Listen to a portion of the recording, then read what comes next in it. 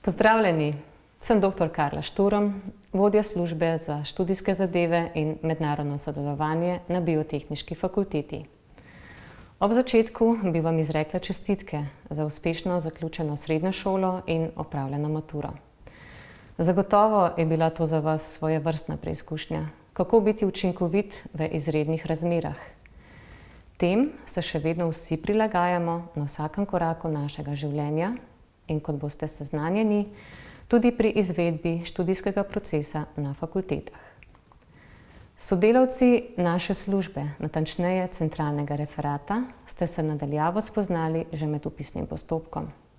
Vsak oddelek ter oba samostojna študija pa imajo še dodatne študijske referente.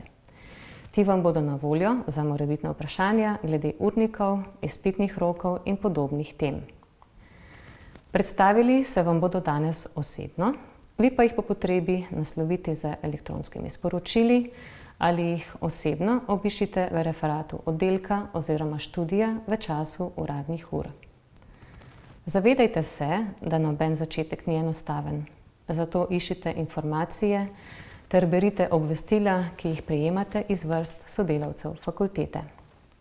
Ob vpisu na fakulteto ste prevzeli digitalno identiteto Univerze v Ljubljani, ki vam bo do konca vašega študija odpirala vrata v e-učilnico. V njej boste našli pomembna obvestila profesorjev in asistentov ter gradiva za vaje in predavanja. Vaše uporabniško ime in geslo bo nepogrešljivo tudi za vstop v študentski informacijski sistem, krajše imenovan ŠIS, ki ga velja podrobno proučiti do vseh mogočih zavihkov in povezav, zato mu posvetite vsaj toliko časa kot vaši najljubši spletni aplikaciji. V ŠIS-u se boste prijavljali na preverjanje znanja, vedno vsaj 3 dni pred rokom kolokvija in izpita. Študijsko leto je na Biotehniški fakulteti razdeljeno na 2 semestra, ki se delita na 4 bloke. Med njimi so 3 daljša izpitna obdobja, v mesecu novembru in aprilu pa je teden vmesnega preverjanja znanja. Študij se vedno začne z dobrim načrtom, ki se ga čim bolj držite v smislu samodiscipline in tudi reda. Če se vam kje proces ustavi in naletite na oviro, se obrnite na vašega mentorja letnika iz vrst profesorjev. Za koristne informacije in svetovanje vam bodo na voljo tudi študenti tutorji. Odzovite se na njihova povabila za oblikovanje povezav na socialnih omrežjih. Sprejmite pa tudi njihova vabila na organizirane dogodke, če bo te seveda mogoče izvesti. Po zaključku prvega letnika se lahko podate na mednarodno izmenjavo, kjer lahko opravite del rednih študijskih obveznosti, vključujoč pripravo diplomske naloge na partnerski instituciji v tujini.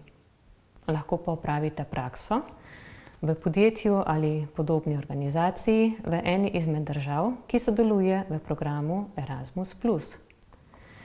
Dodatne informacije dobite pri naši strokovni sodelavki v mednarodni pisarni ali na spletni strani fakultete v zavihku Mednarodna dejavnost.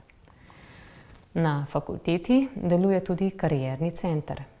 Vaša karierna pot se je začela z odločitvijo za študij.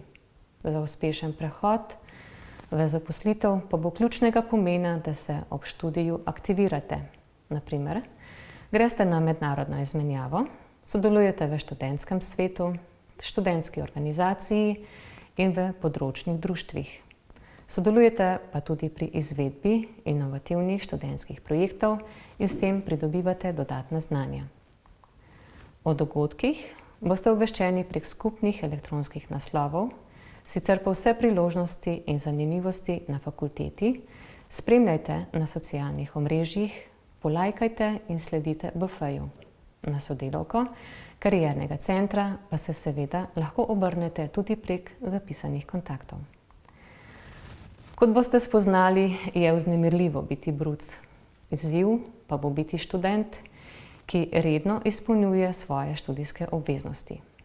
Za uspeh pa si lahko štejete prav vsak dobro pripravljen seminar, oblikovan izdelek, opravljen kolokvij in izpit, Na koncu pa zaključen študij z diplomo ali zadnjim opravljenim izpitom. Veliko uspeha vam želimo na vsakem koraku do vašega zastavljenega cilja.